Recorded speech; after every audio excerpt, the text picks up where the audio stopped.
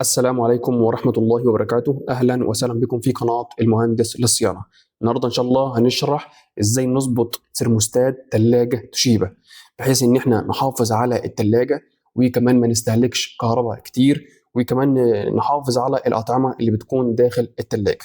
ده شكل ترموستات تلاجة توشيبا، مكتوب هنا فريزر تمبريتشر كنترول.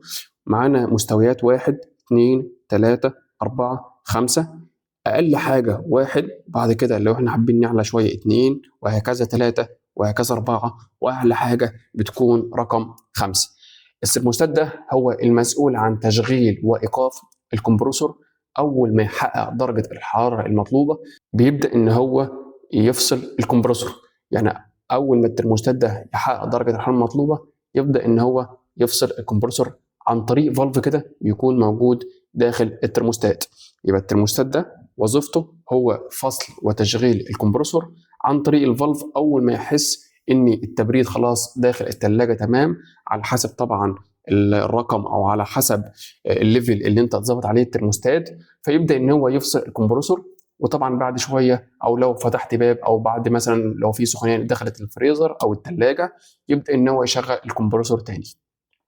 طب ايه هي افضل درجه حراره اظبط الثرموستات عليها بحيث ان ما يستهلكش كهرباء معايا كتير، بحيث ان هو يحافظ على الكمبرسور او الموتور، بحيث ان هو ما يبوظليش الاطعمه تحت؟ لان في ناس كتير بتشتكي ان في اطعمه تحت تبدا ان هي تجمد خالص. ده طبعا بيكون ضبط من الترموستات اللي بيكون داخل الكابينه، تمام، علشان خاطر بيكون في هنا في فتحه هنا كده، هي دي اللي بتنزل الهواء داخل الكابينه. فلو في كميه هواء نازله تحت كتير يبدا ان هو يجمد الحاجه اللي موجوده تحت. طب افضل درجه حراره اظبطها اثناء فصل الشتاء بتكون مثلا على 2 او 3. يعني 2 او 3 كده كده بيكون الاستعمال قليل جدا، ف2 او 3 كويس جدا.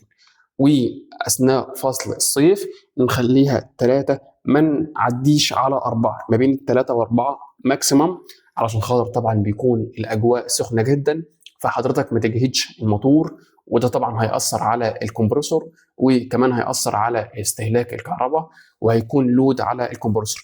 لو انت حضرتك عملته على 5 هيكون لود جدا اثناء فتره الصيف، نخليه ما بين 3 و4 هيبقى تمام جدا، وهيجمد لك الحاجه من فوق، والحاجه اللي تحت هتبقى برضو ساقعه وما فيهاش اي مشكله.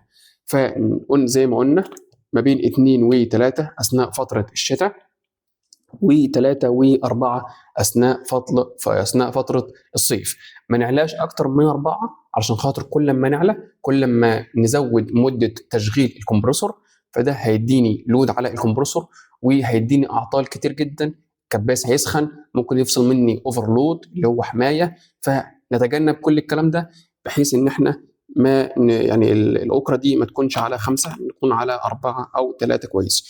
وناخد بالنا من حاجه مهمه قوي، ان احنا لما نحط اي مثلا مجمدات او اي حاجه في الفريزر يا ريت، واحنا بنشوف الكلام ده كتير، ان ما يكونش الاكل كابس ناحيه فتحات الهواء. يعني احنا ما نكبسش الفريزر بحيث ان المنافذ دي كلها تمام، دي اللي بيخرج الهواء الساقع منها، ما نكبسش الهواء علشان خاطر ما يحصليش اعطال والمبخر او الكويل يجمع عليه تلج، وطبعا ينعدم التبريد داخل الكابينه. فناخد بالنا اول ما نحط الاكل او الاطعمه ما نكبسش الفريزر للاخر.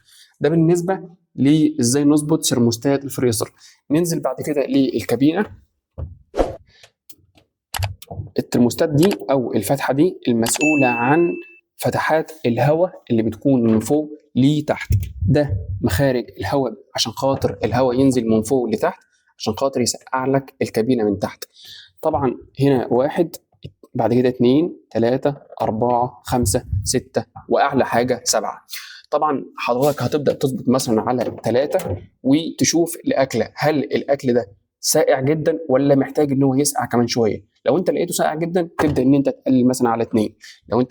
لو انت ملاحظ ان الاكل لا محتاج يسقع كمان سنه تبدا ان انت تفتح رقم 4. يعني هو عباره عن دمبل كده او فتحات هواء بتتحكم في كميه الهواء اللي بتكون داخل للكابينه او الجزء اللي بيكون موجود تحت.